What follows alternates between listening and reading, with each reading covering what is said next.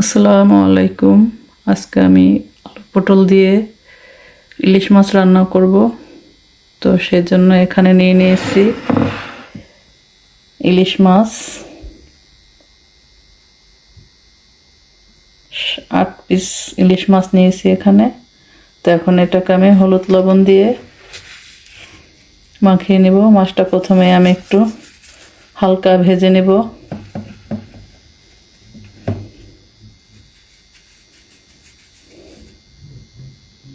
তো হলুদটা মাছের গায়ে ভালোভাবে লাগিয়ে দেব।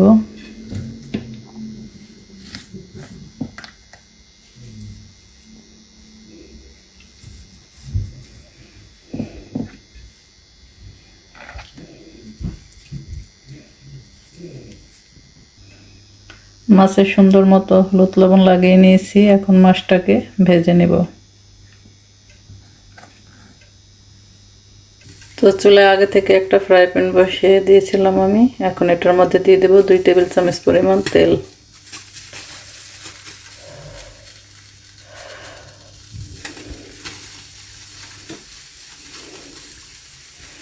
তেলটা গরম হয়ে আসলে দিয়ে দেব মাছ।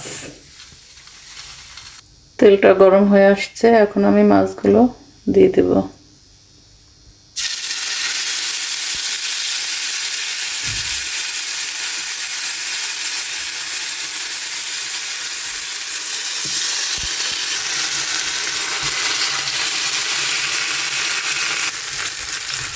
আমি হালকা ভেজে নেব। তো এক সাইড উল্টিয়ে দেব।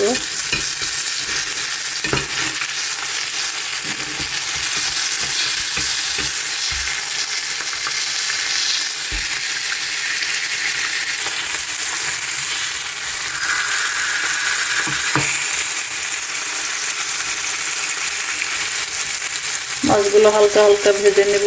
তো এখন এগুলোকে উঠিয়ে নেব। আমি একদম মচমচে করে ভাজবো না, শুধু হালকা একটু, যেহেতু এটা ফ্রিজের মাছ সেই জন্য।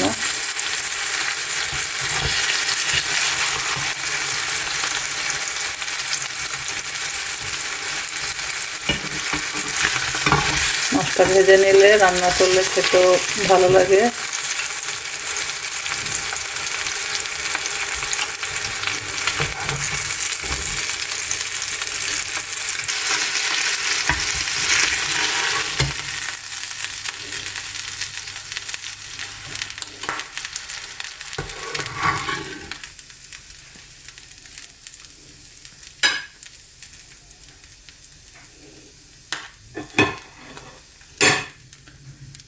বাকি যে মাছগুলো আছে সেগুলোকে আমি ভেজে নেব।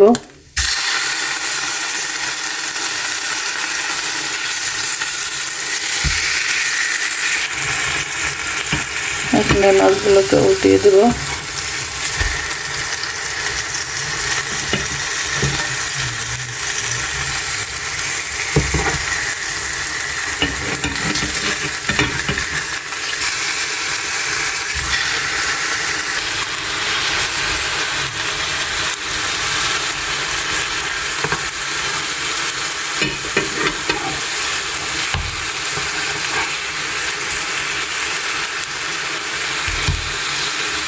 মাছগুলো উঠিয়ে নেব।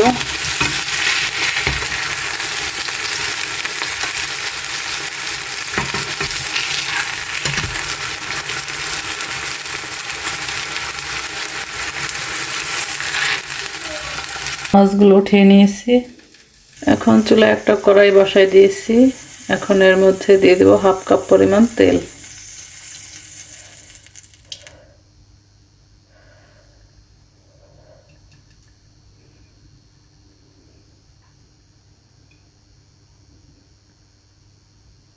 তেলটা গরম হয়ে আসলেই দিয়ে দিব মিডিয়াম সাইজের একটা পেঁয়াজ কুচি।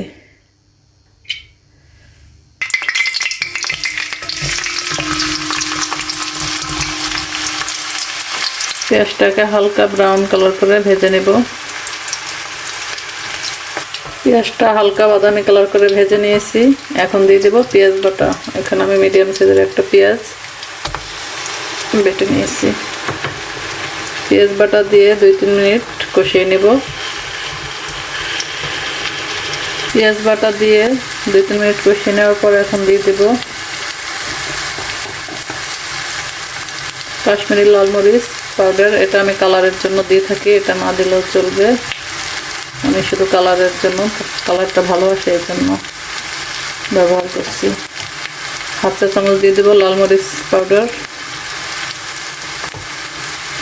হাফ চা চামচ হলুদ পাউডার, স্বাদ মতো লবণ,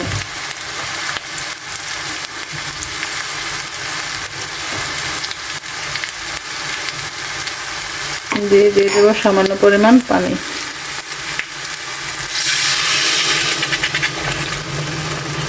পানি দিয়ে মশলাটা ভালোভাবে কষিয়ে নেব।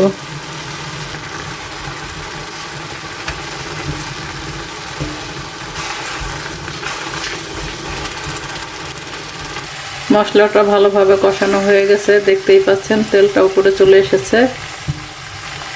এখন দিয়ে দিব আলু পটল।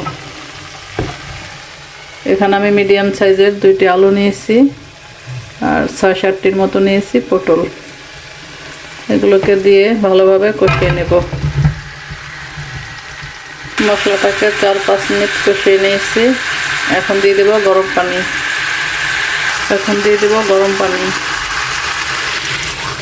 ঝোলটা আপনারা যে যেরকম খেতে পছন্দ করেন সেরকম পানি দিয়ে দিবেন। আমি এখানে 2.5 কাপের মতো দিয়েছি পানি।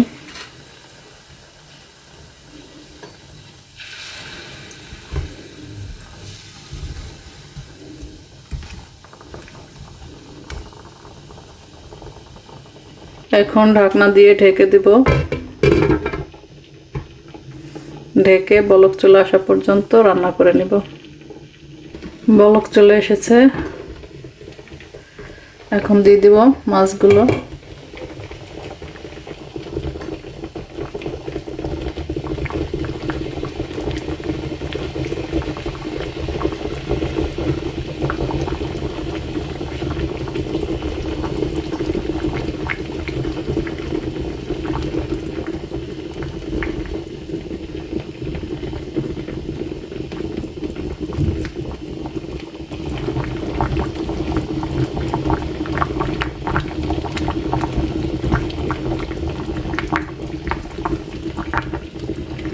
মাছগুলো দিয়ে আবারও ঢেকে রান্না করব। এখন দিয়ে দেব কাঁচামরিচ ফালি 5-7টি।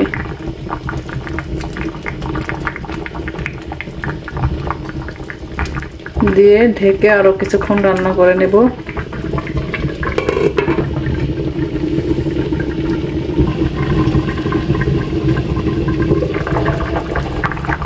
এখন দিয়ে দেব ধনিয়া পাতা কুচি।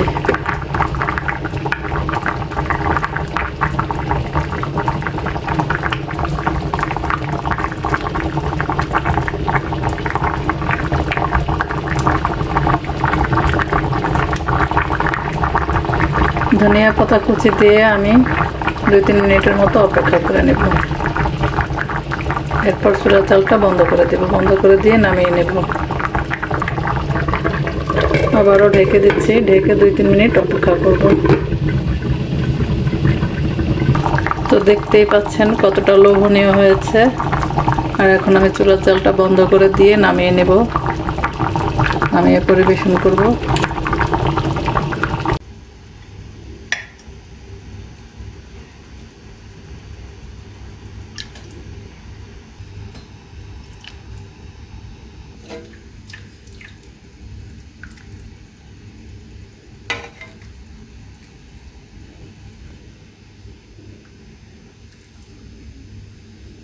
এখন দিয়ে দেব কিছু ধনিয়া পাতা কুচি। রান্নাটা দেখতে সুন্দর হলে কিন্তু খেতেও ভালো লাগে, আর যেটা দেখতে সুন্দর না হয় সেটা খেতেও কিন্তু ভালো লাগে না। তো দেখতেই পাচ্ছেন কতটা লোভনীয় হয়েছে, আর খেতেও কিন্তু অসম্ভব মজাদার হয়েছে।